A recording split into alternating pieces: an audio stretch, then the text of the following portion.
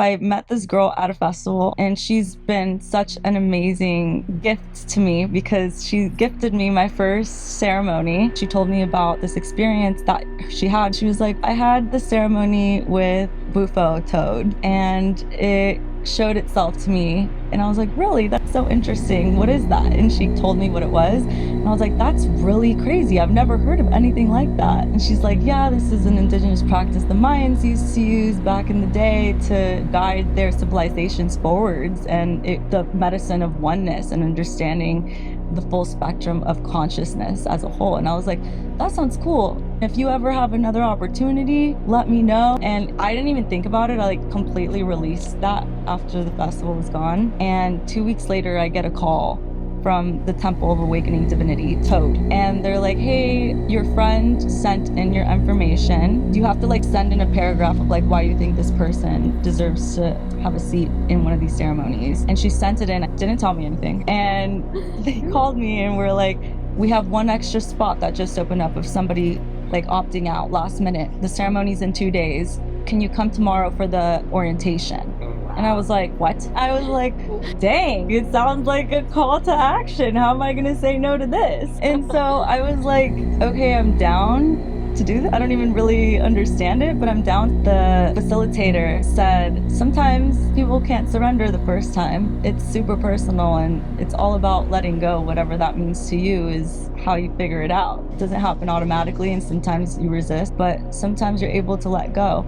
And that really stood out to me because I was like, whoa, what are they even talking about here? What am I gonna have to let go of? What's gonna happen? And then they educated me on the medicine, where it comes from. A lot of this medicine comes from Mexico.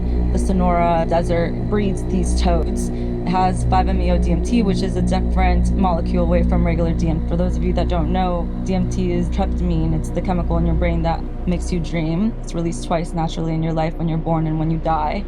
And it's in some of the most potent plant medicines in the world, in iboga, which comes from Africa, and ayahuasca, which comes from all of the different Amazons in the world. And it's also comes in the bufo toad, which is a different compound of the DMT, which is 5-MeO. It's a complete different experience than regular DMT. And that ceremony really, in a way, completely shifted my paradigm. It was so profound, and I was there. I remember telling my friends, like a couple of my roommates that I lived with, they're like, where are you going? And I was like, I'm gonna go do the ceremony. And they're like, where? And I'm like, in Burbank. And they're like, I had no idea. And then when I get there, I'm like, I literally didn't even tell my parents I'm here. I didn't tell really anybody what this is about. And then all of my fears started coming through. And then the shaman gets all crazy and is like chanting in different languages. And I'm like, this is exactly what my mom told me not to do. It's exactly what is like against all of my religious views. They are not like, are they speaking in tongues? Like, I would see this in churches. What is going on now? I don't know what I'm getting myself into. And the shaman goes, what, like, who wants to go first? And I'm like, me, because I don't want to watch anybody else. I will walk out of here and not do it. And that was a portal for me to get into understanding oneness, myself, the world, and understanding where we come from. And the one message that was so directly clearly given to me from that ceremony that I've taken for the rest of my life is, we have one purpose here on earth, and that is to be loved, to give love, and to receive it. And that just echoed throughout the entire journey. It was such a download. You don't need to do anything else except that. And even now, I always remember that moment when I get caught up in thinking, what am I supposed to be doing? Is this my purpose? Is that my purpose? Could this be my purpose? And I'm like, my purpose is just to love and be, and who I am is enough.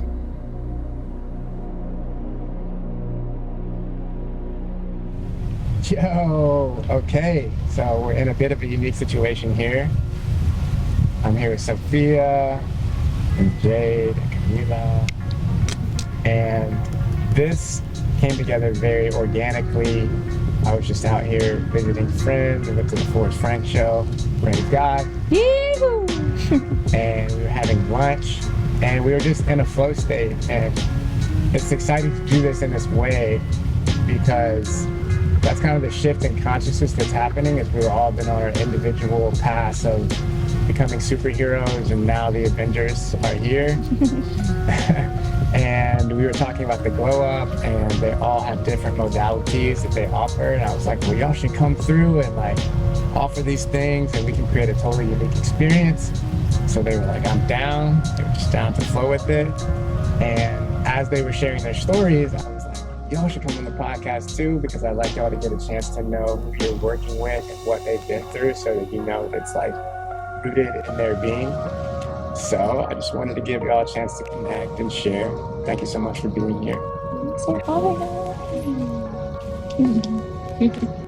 So you may have already seen Jade's podcast. We did one where she shared her story about overcoming OCD and birthing neurosovereignty. Maybe you could quickly share about neurosovereignty. Yeah, so neurosovereignty is, you know, it's an ideology, a life path, and also a program. Yes, Queen. Praise God. Neurosovereignty itself means having sovereign control over your mindset and your nervous system, which, as you can imagine, as we live in a vibrational reality, our vibration really creates the reality that we're living within. And the quality of our vibration comes down to our heart-mind coherence. But we live in a society where there's so much dysregulation, the mind's distracted, we're disconnected from the body, and so we forfeit our superpower, which is the state of our vibration and being in control of the vibratory field that's emitted from our system. And so in essence, neurosovereignty is what it means to have that sovereign control over the mindset, the nervous system, the body, that allows you to elicit the vibratory field that you want to be walking in to manifest the life that you want to be living within. And then as a program itself, Neurosovereignty is a 4-month program that combines polyvagal theory and somatics and cognitive psychology, how the brain processes information, and then embeds that into the 7 hermetic principles to create a mind-body alchemical experience that helps people move from victim to creator consciousness. Yay! Shoo-woo! Yeah, we're such complex beings, you know? And it's important to know the hierarchy of how we're supposed to operate. And what I've recently been coming into understanding of is it's, you know, the phrase mind over matter. So your mind has to control your body, but then your mind has to submit to your soul, and then your soul submits to spirit. And if you're not operating in that hierarchy, then I feel like you're out of alignment. Agreed. 100%. Yeah. And if the body can't, it goes top down, but it's also bottom up. If the body isn't the hardware that can receive the software of the mind, that can't receive the updates from the cloud of the soul coming in from the ultimate source consciousness of spirit, any kink in the hose is going to constrict the flow of that information. Ashe. Yeah. So Camila and I just recently connected. I had seen her work before because she's an incredible model and clothing designer. So I had already seen you on the Instagram being fabulous. But today was the first time we connected. And I also saw on Instagram that you don't just do art, but also like teach breathwork and Zen. I saw your practice of that. Yeah. So I'm just like curious how you started like picking up all these things and what your process was. Okay. Yeah. I mean, my journey, I was born in Colombia. Is this the 3 minutes? This is 3 minutes, 33 seconds. Yeah. I was born in Colombia, and I immigrated to the US when I was 8 years old with my family, my mom and dad. And just coming to the US and going to school, I was supposed to go to school in Chico State, and then last minute decided to come and stay in LA because I had a dream of being an actress and being in arts. I've always been a creative person since I was a kid and was in sports my entire life, and decided that I wanted to pursue and stay in LA and just be in the art world. And being in the art world, I started modeling. I started going to acting classes and really being involved in industry out here. And through that process, I really got to see the behind the scenes of how clothing was made. And I fell in love with the process entirely. But I had no idea. If you would have asked me years ago that I would be on the path of designing clothing, that was like something that was so out of reach for me in my reality at the time. Until I finally decided that I could do this and became really empowered within myself. And through that journey, I also experimented with a lot of different plant medicines at a really young age. And that I feel like opened another field of creation and inspiration and a complete different world of healing that I had no idea about before. So I'm really grateful that all of these different things came into my life in my early 20s. And I was able to really dissect myself in all of these different ways. And in the path of that, once I had my first brand called Dead Blood, it was an amazing experience. I got so much profound wisdom from that first brand, and I was able to go on a TV show called The Hype and contest with several other designers. And with that, it was an amazing, incredible experience of showing me how much spirit was truly guiding me, because I was the only one out of every other contestant that didn't know how to sew. And I was like, okay, this is it. Diamonds are made under pressure. And I did it. And it was like such a you're on the right path reminder of just like following my spirit, following my soul, and wherever God wants to really bring me, I'm here, I'm present. And it developed into this entirely new way of my being where I was like, whoa, I'm really meant to do this. I love doing this. And I want to dive deeper into this feeling of joy, of expression, of truly feeling in my body and in my spirit. And when my brand ended, I went through such a portal of grief because I had so many attachments to that feeling of success for the first time in my life and building something up that I started from nothing. And it was a really deep portal of like letting go of my attachments and believing in trusting and surrendering in God's plan. That's it. That year after that, I got the first time to be able to go back to Colombia, my home country, since coming to the US. So I hadn't been able to travel.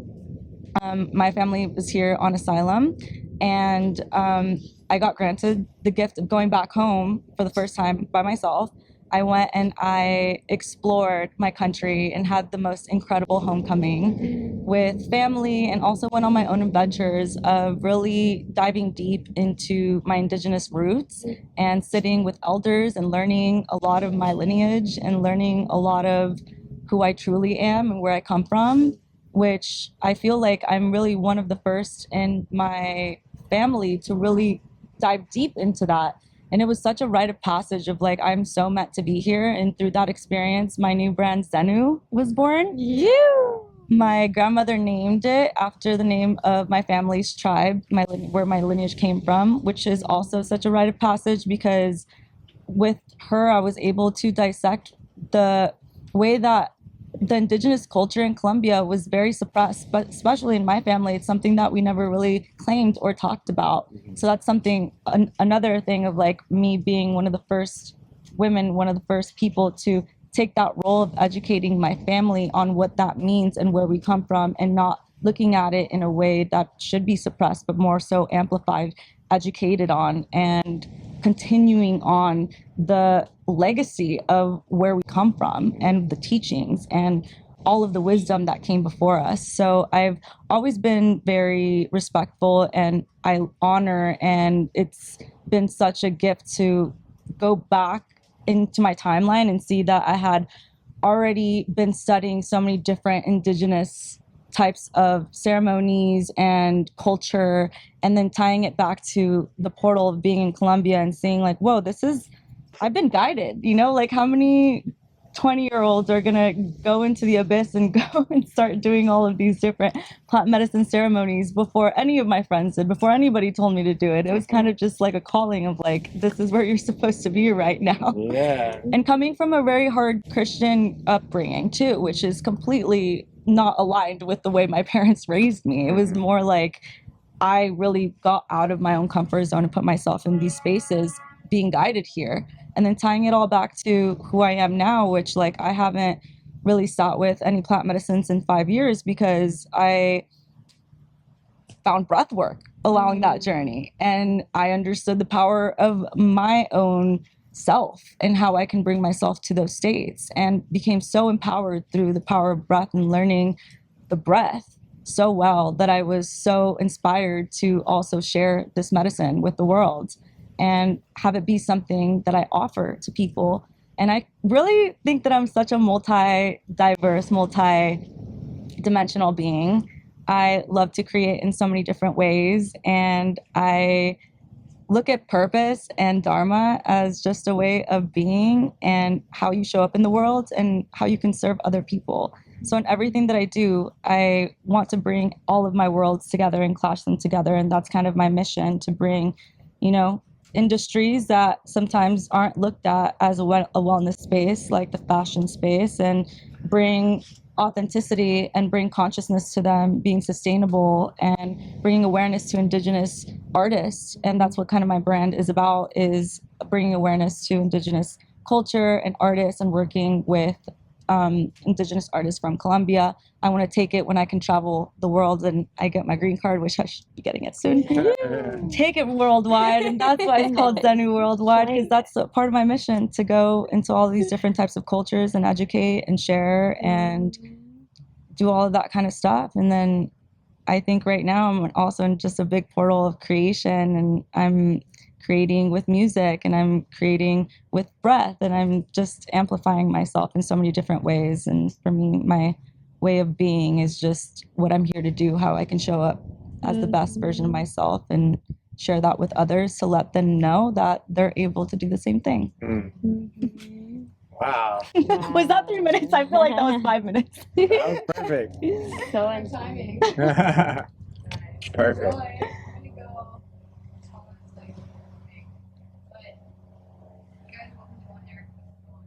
Okay. Thank you, Boo. Thank you. Bye. Thank you. Wow. What a powerful story. Thank you. I mean, there are a lot of things that stuck out, but I think one thing I wanted to ask you about was, when you said you started your plant medicine journey early, was there anybody who guided you to that path, or how did you have the self-confidence to embark on something that could potentially have been harmful or a lot of people find scary? Before I did mushrooms for the first time, I was really terrified, and some guy at a festival just happened to catch me when I was drunk enough to not question what he was putting in my hand to take. So it wasn't a very conscious experience, but in your case, it sounds like it was a very intentional experience, and you almost kind of knew what you were setting out on, like your soul knew or something.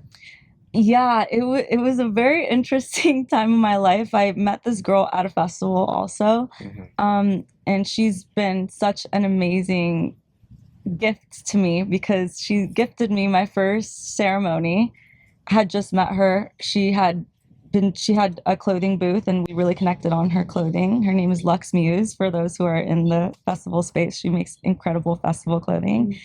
And we really connected and chopped it down. And she told me about this experience that she had, because I was like, how did you know that you wanted to do fashion? And she was like, well, I had the ceremony with Bufo Toad, and it showed itself to me. And I was like, really? That's so interesting. What is that? And she kind of told me what it was. And I was like, that's really crazy. I've never heard of anything like that. And she's like, yeah, this is an indigenous practice the Mayans used to use back in the day to, guide their civilizations forwards. And it's the medicine of oneness and understanding the full spectrum of consciousness as a whole. And I was like, that sounds cool. I mean, if you ever have another opportunity, let me know. And I didn't even think about it. I completely released that after the festival was gone. And 2 weeks later, I get a call from the Temple of Awakening Divinity, Toad. And they're like, hey, your friend sent in your information.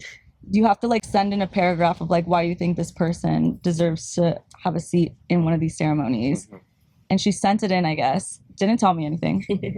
And they called me and were like, we have one extra spot that just opened up of somebody opting out last minute. The ceremony's in 2 days. Can you come tomorrow for the orientation? And I was like, what? And I was like, well, dang, it sounds like a call to action. How am I going to say no to this? The toad has summoned. The toad. And so I was like, okay, I'm down to do this. I don't even really understand it, but I'm down. So I went to the orientation, and it was really profound. One of the questions that stood out to me there was, someone asking, how do you surrender?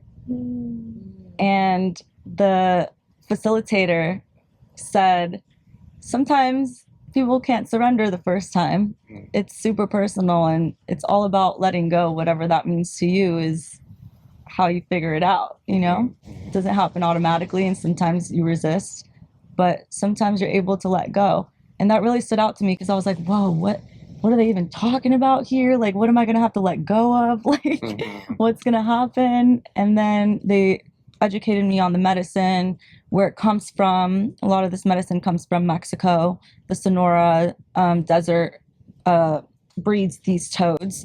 It has 5-MeO-DMT, which is a different molecule away from regular DMT.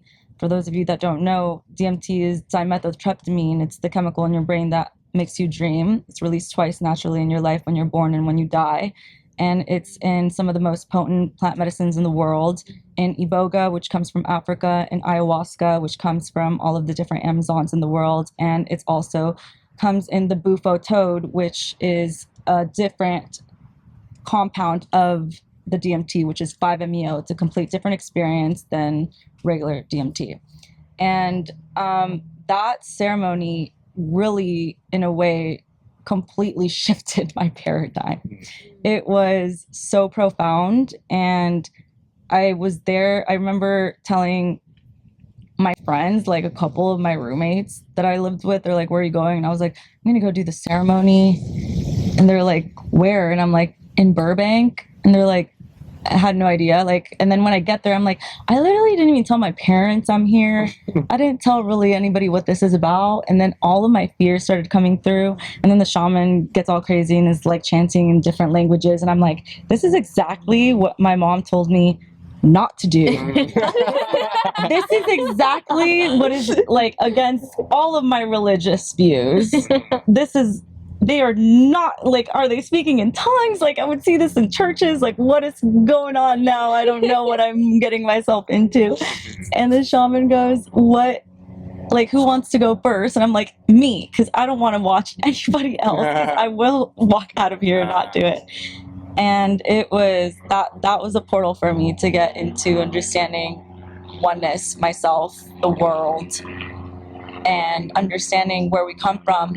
And the one message that was so directly, clearly given to me from that ceremony that I've taken for the rest of my life is, we have one purpose here on earth, and that is to be loved, to give love, and to receive it. And that just echoed throughout the entire journey. It was such a download. Like, you don't need to do anything else except that. And even now, like, I always remember that moment when I get caught up in thinking, what am I supposed to be doing? Is this my purpose? Is that my purpose? Could this be my purpose? And I'm like, my purpose is just to love and be, and who I am is enough.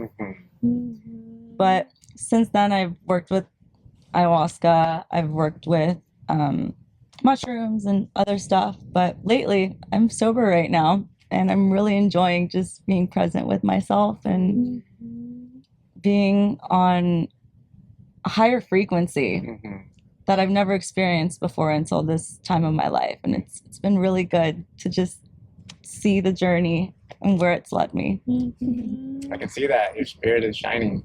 Thank you. Yeah. That's incredible bravery and trust. And just for you to be like, oh, I'm really afraid, so I'm going to go first. Yeah. You know? Like, it makes sense when you say it, but I know in that moment, like being in that environment, it would be so easy to shut down. Oh, yeah. And be like, you know what, I'm getting off this ride. Yeah. You know, like, I'm not down for this, but I'm really glad that you did follow through with that and become all that you are. Thank you. They're definitely amazing teachers, and I definitely think it's a call forward. It's never forced. So if it comes into your field, it doesn't come into everybody's field. Right. It's not up for everybody. It's not on everyone's path. And I think it's very special to work with these plants, these God-given gifts, which I'm like, I don't even know who the first person was that decided that this toad had this magical. Right. Like, how did that happen? How did that happen? I'm going to lick this toad's ass. see what happens. It's interesting. They had a Mayan exhibit here in LA at the Science Museum, and I went because I was interested to see if they mentioned anything about Bufo, and they did. And I was like, wow, this is so crazy. Yeah, I mean, I really think of source as electric and then the soul is magnetic. So when we tune in, we like get the frequency, and that is what guides us to do certain things, to eat this berry, not this one, to try to do this thing. It's just like it communicates internally. And certain people who are the shamans can be the ones that receive those signals and then share that medicine with everybody else. Yeah. So you're definitely on that path. I know, Sophia, you're also on the shamanic path. Sophia and I connected a lot. When did we originally meet? At Dharma Glow? It was at Dharma Glow in San Diego. I was just telling her, actually, I remember the exact moment walking up to the property and seeing you, and I was like, oh, that's family. Aww. So cute. Yeah. It's been like 2-3 years now. It has always felt like that. And we started connecting a lot more when you went to India.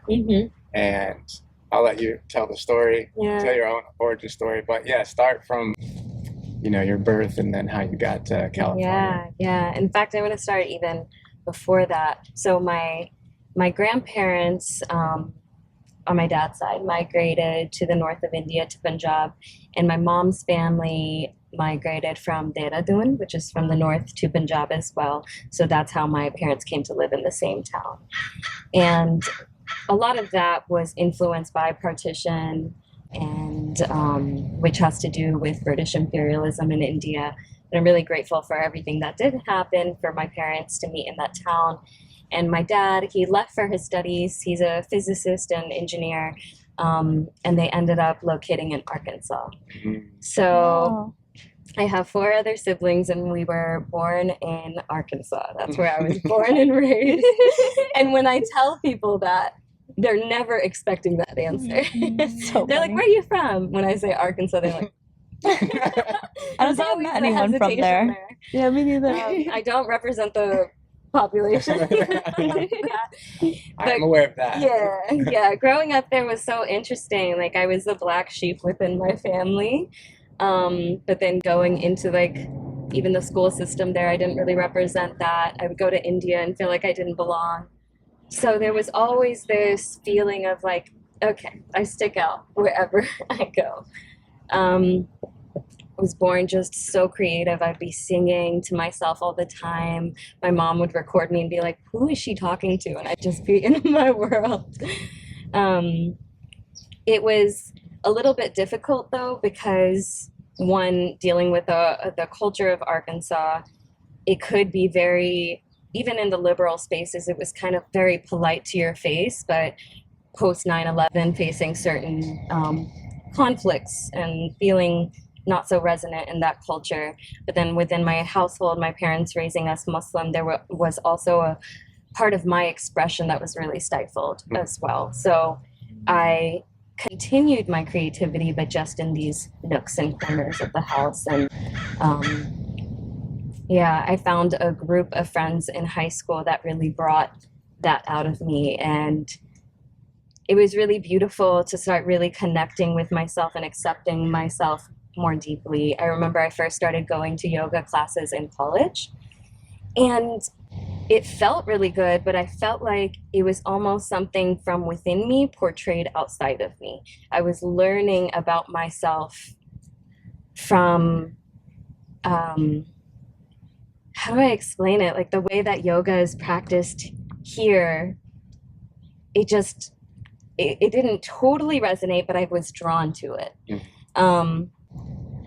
And then as I continued to practice, I was called to it very strongly whenever I went through a really tough breakup.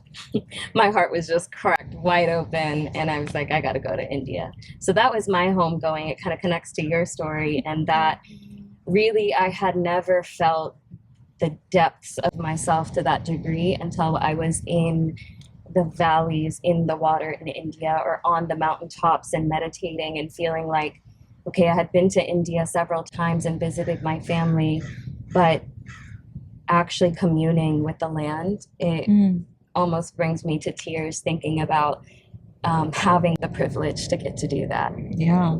Yeah, just knowing myself so deeply through the land. And I think that's also when I started connecting a lot more to plants as well. So after coming back here, I had been teaching for a while in the classroom, trained as a traditional teacher, but it never, I guess when I started doing that, I had a passion for change and I was very inspired by activism, but realized quickly into it that I just became another cog in the wheel, and that instead of changing a system, I was maybe in some ways perpetuating more harm because of needing to assimilate into those cultures. And so I had taken myself out of that and moved more towards private teaching. I still love working with kids, but nature-based education is what really lights my heart up. So when I came back, I started teaching more yoga and meditation and social emotional learning to kids, and that has felt very aligned. And since then, I've even moved to deeper spaces and ceremonies and rites of passage that feels like I'm finding even deeper parts of myself there. So I've been training with a doula and a midwife to learn practices around birth, which has been, oh my goodness. Yeah, it's one thing to sit on a mountaintop and meditate, and it's another thing to be right there in the action. The portal. Right. Portal. Right. Yeah, and birth and sex and death and these spaces where the veil is so thin, I feel like I know myself so well in these spaces. I actually was visiting my aunt recently, and she told me, and I didn't know this before, but since 1993, when I was born, she had been the one who was called by the mosque to do death rituals. And so she would clean the body and she would shroud the body. And so naturally she started imparting that knowledge on me. And she asked me, she was like, when I pass, will you do it? Wow. And so even without searching or seeking, it feels like it's starting to land in my lap. And I love that I get to go through my own blood and bones, like my own heritage, my own land, my own family. So finding a lot of that divinity there. A lot of the journey of Arkansas was like trying to run away from it. And a lot of this part of my journey is coming back into a deep acceptance. Yes. Love of self. I feel Again, that. love of my bones and my blood and my womb in a deep, deep way. Wow. I mean, you can see how deep Sophia is, where I was like, yeah, tell us where you were born. She's like, no, I'm going deeper. I'm going to go a few generations back. And that's generally my experience with Sophia. It's like very casual, like super deep conversations. Like when we would talk when you're in India, and you'd be like, yeah, I just got all this meditation, and I astral projected out of my body, and then I was whizzing through space, and then I entered into the void, and I went through this wormhole, and I'm just like... You know what was amazing too? I started doing that with my kindergartners. Stop. Oh my goodness, the spaces and places that they would take me, they have no inhibitions, you know?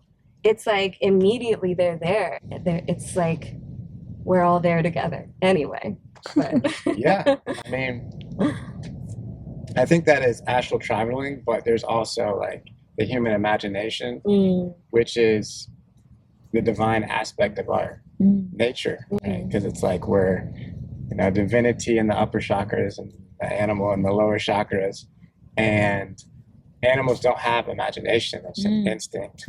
So we have this ability to like have a different cognition, which we're very well versed in, and it's just amazing the things we can create when we're starting to really be in alignment and get our directives from source, and then bring those visions to life, you know? And for the people out there that are searching for their purpose, or maybe they're finding themselves in situations that feel a little bit out of their comfort zone, a lot of us have walked that path, and that's the whole point of us sharing, is like we've been through these portals, and sometimes they're more difficult. You had that long OCD portal. It's safe to jump into it, to like dive in and trust the process. And I think it's actually easier to step into it than it is to resist it. Yeah. Amen. Yeah. Yeah, we're claiming that. Yeah. So we were talking about right now the glow up this year is going to be in October from the 18th to the 20th, but now that I'm connecting with all these different beings with all these different gifts, I was like, oh, well, I want more people to share what they're going to do. So we've been exploring having pre-parties and after parties on the day before and after the glow up. So what are y'all's ideas for what we can bring to those experiences? I mean, even something as natural as us sitting in the car and singing together. Sometimes when you get just the vibration and the right instruments in the room, Yes, this instrument ready to go, yeah, girl. your vocal toning, you know, Yes. then it's like emergent creation happening.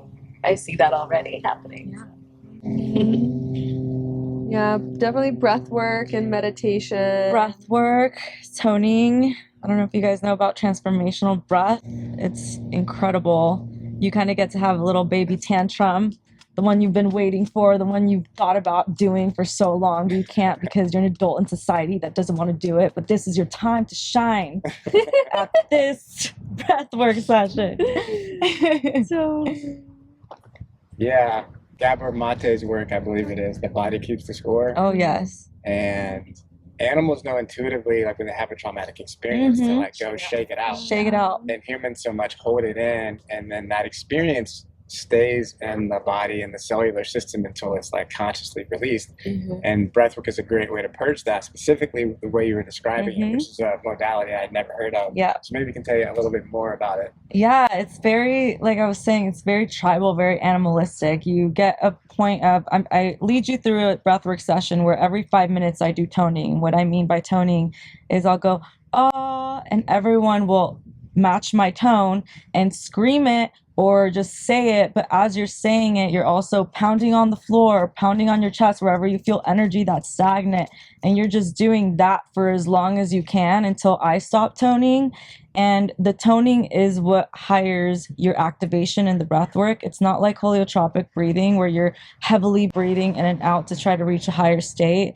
This style of breath work is mainly focused on the toning, and the toning will naturally take you to those higher states, at the same time really somatically helping you release emotions and stuck energy in the body, because you're moving and you're tapping and you're doing all of these things molded together into one experience, which is I've found to be so powerful. And you may be asking, like, why would we want to do all these things? They sound weird, right? But it opens you up to a deeper, more rich experience of life. And maybe, Jade, you could speak to that because you were in your state of mental illness for so long and you've been out of it, I feel like, in a place of mental mastery for the past few years. So maybe you could speak to the difference between what you were like then and what life is like now. oh man. You know, if I've learned anything on my path, and also a big part of my journey was rewiring my belief system after growing up with so much fear-based religious programming. And what I've learned is that heaven and hell are states of mind. Heaven and hell are dimensions that we have a choice to live in every moment that passes us by. And what does it mean to live in hell? It means you're in a state that you don't feel sovereign, you don't feel in control, you don't feel safe or protected or valuable, and that's really just victim consciousness.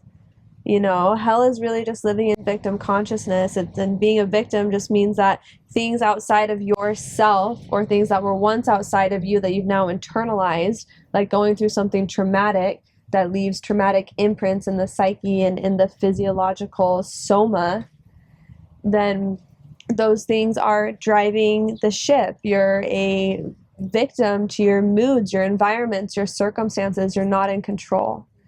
And then we have heaven, and what is heaven but creator consciousness?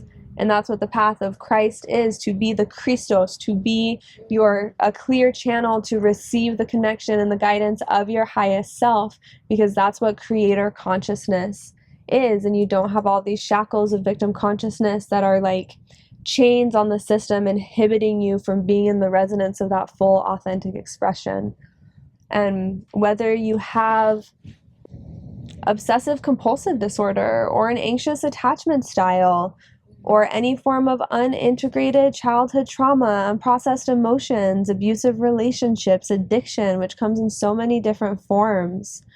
All of these things are like viruses in the software system of the mind or bugs in the hardware system of the body that are essentially perpetuating these cycles of you living in hell. And that's why I'm so passionate about events like the Glow Up, because it's a community of people coming together. It's like, you want to heal? Well, you know what? Healing is a choice. Healing is an active choice, and it's showing up and it's doing the breath work and it's doing the yoga, and it's coming together as a community as well, because wounds that are created in community often get to be healed in community.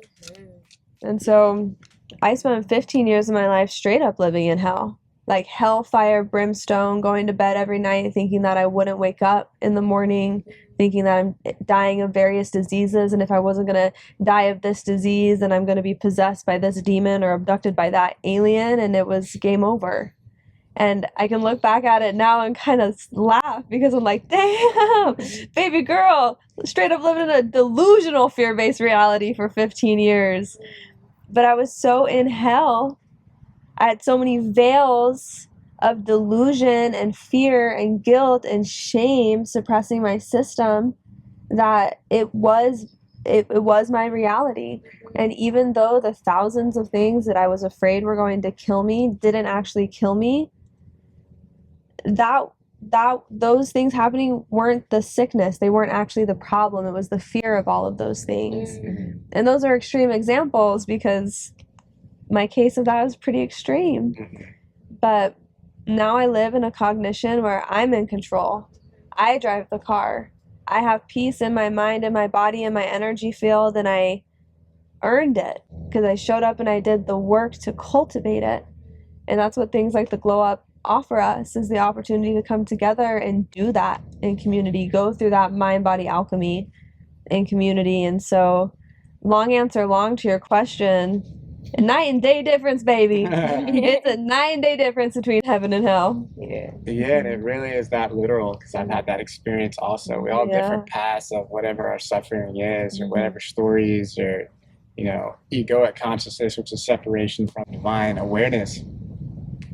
But no matter what you've been through, what you're experiencing, you're never too gone to be used as a divine instrument. And it goes back to what you were saying, is we're here to be love, give love, and receive love.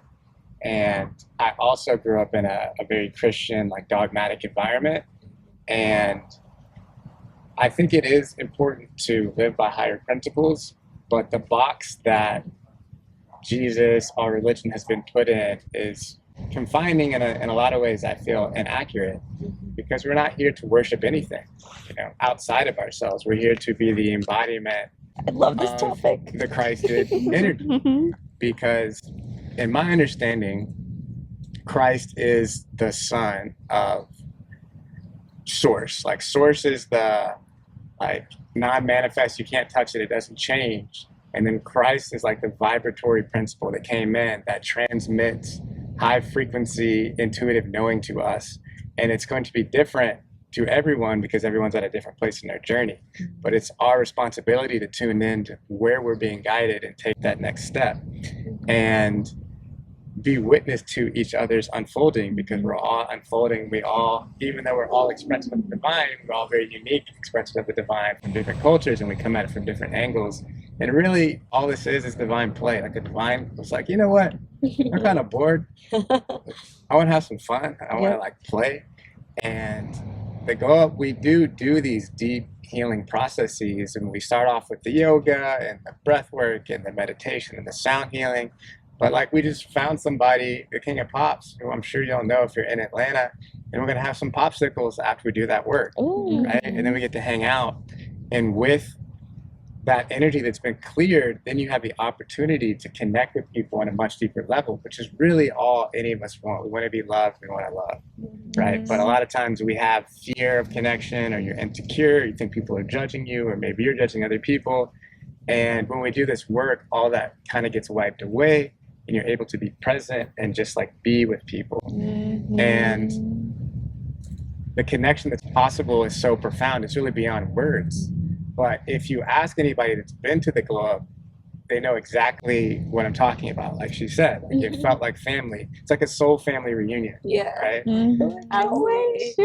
So, you know, after we do these things that can be challenging, but they're much easier to do in person. Just like if you go to a workout class, like you end up doing things you don't think you could do because everyone else is doing it. You're just like, okay, we're going in and I'm doing this.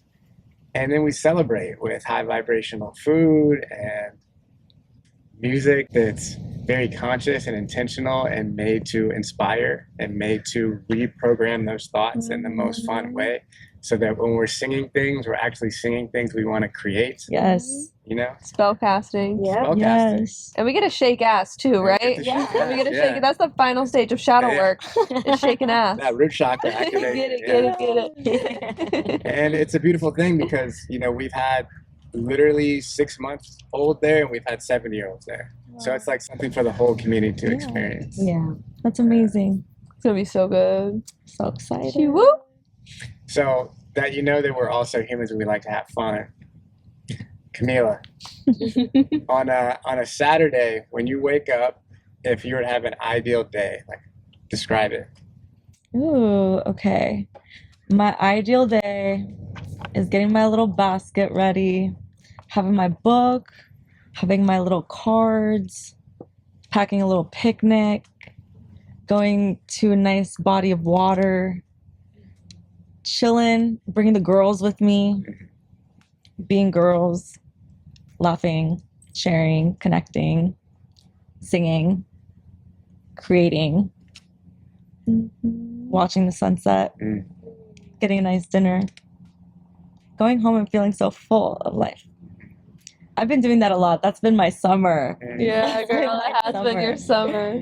I just, give me a nice picnic by a body of water, and it's my love language right there. In harmony with nature. Yes, I love nature. We're tight. Sophia. Yeah. What is one form of creative expression that you're excited to expand in? Dance. I've been going to Leimert Park every Sunday and dancing in the drum circles there.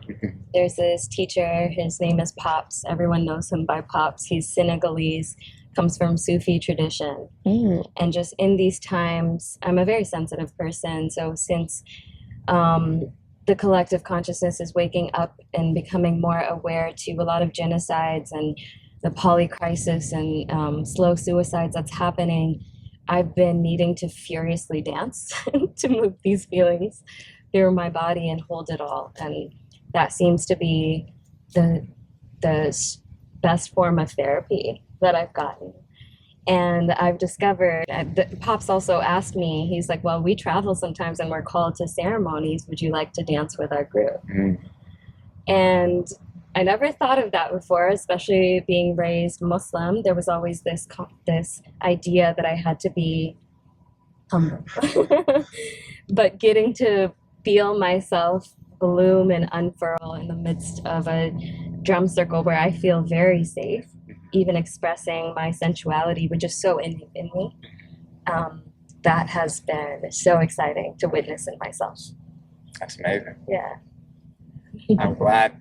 There's like a spectrum, right, when you talk about the humility, because when people think of ego, they think of probably Kanye, but someone who's really loud, right? But the polarity of that is someone who's like deflecting attention and not leaning into their divinity, you know, because like a flower is not modest, right? It's just, I love that. You know? It just is. It's beautiful, regardless of if it's crooked or whatever. It just is what it is, you know. And I feel like that's something we all get to lean into more, is being our unique expression. Yes. You know, especially if we were hiding like tracks we recorded and haven't released to the world. We were listening to some music before this. We were playing some fire music. That feels very directed. Yeah, it's just an invitation to contribute your frequencies to the world, right? Because what we've been through, like we were talking about, the purpose is not like a specific thing. It's more a way of being. And what we create are the vehicles to share that. Yes. Right? Like your grandmother can make you some cookies and they taste better than any other cookies because she's like transmitting that love in there. And now we know Grandma's that we can cookies. put our love into clothing, our dance, our teaching, or like whatever, and communicate that frequency to people. Yeah. And if we make it too much about like, oh, I don't want to be seen and doing this or like blah, blah, blah, then you're not actually sharing what God has gifted you to share. It's your rite of passage. Yeah. You are worthy of freedom of expression. So Jade is going to be actually on the day of the glow up, on Divine Feminine Day, sharing. And we've kind of been like exploring different things you could share, but as of now, like where's that inspiration sitting? What do you feel like sharing? You know, I'm still in a space of listening, because every time I've been on a stage in the last 4 or 5 years, it has been to teach and share different systems of neurosovereignty or different facets of that place where esoteric and spiritual wisdom really meets science. And at the same time, I've been receiving this message recently to come back home to music. And I haven't been on a stage performing any of my music since 2019. Wow. So it's been like 5 years before I've been on a stage, since I've been on a stage in that way. So I'm kind of feeling that call. And, you know, I've spent the past 9 years of my life in college, very like logical, cerebral, in a deep state of intaking information and being very much in my masculine. And that way, in this chapter is really inviting me more into my feminine resonance, which is the creation, which is the expression, which is the music. And so I'm thinking I might lean in there, but I might be just as surprised as everyone else as what comes through, because it might kind of be a game time decision. So we'll see. That's something I really love about Jade, is her willing to be present with what's alive and then also be like, it feels like this, but I don't know. You know? Could be this, could be that, we'll find out. I don't know shit about fuck. You know, and like it's You said that earlier. You cracked me up. It's like, what? you know, it's so true. The adage, like, the more you learn, the less you know. And the more that I learn and I filled my brain with knowledge, and when I guide people through neurosovereignty, it's like, here's the best that I know now. And it's all subject to change. And I really believe that that's something that's really been lost in academia, and I made a choice to walk away from academia last year, because learning is all about the pursuit of knowledge and being in the position that you're willing to update your viewpoint when you're presented with new information.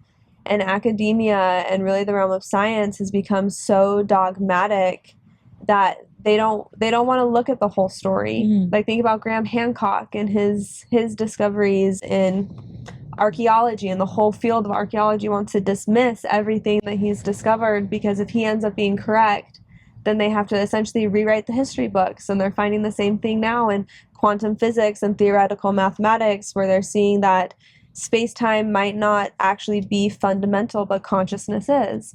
But we have a society based on Newtonian physics. And so if that ends up being true, we're going to have to completely dismantle and re-architect our fundamental views of reality.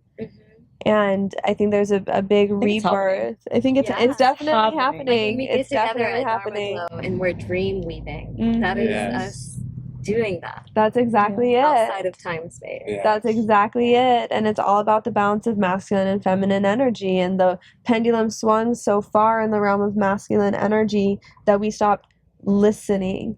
But it's listening that allows us to be adaptable, that allows us to update our framework when we're presented new information. And that's the adaptability that's really the highest form of intelligence, you know? And so it's really powerful when we get to gather in these ways, we get to do the breath work, the meditation, we get to have these conversations that are multicultural and cross-disciplinary, and then we all get to shake ass, and then it's like after we all shake ass, it's like all the downloads from God come through, and we have more clarity. Yes.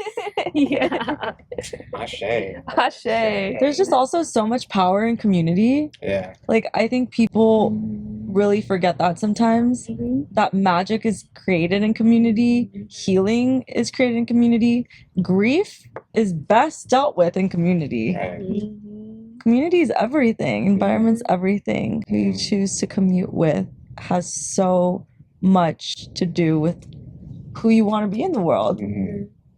So if you resonate with all of this, like, be with us. Yeah. Come open your mind. Join us. Yeah. It's a co-creative experience, you know? Like, I was the first, I like to say I'm the first employee of Dharma Glow because I received it, but it's always been the intention for it to be a co-creative, multicultural, international, intergalactic, multidimensional experience. Yes. Love it.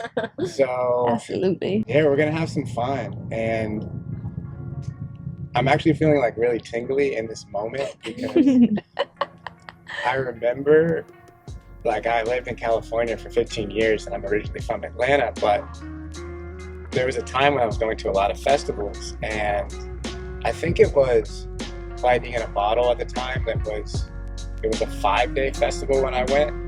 And when you go to 3-day festivals, it's like you're having a good time, you're like, oh, that was really fun. But there's something about like a 5-day festival, because on day 4, you would like start to forget what life is like outside. Yeah. And you're like, oh yeah, like everything in here is normal.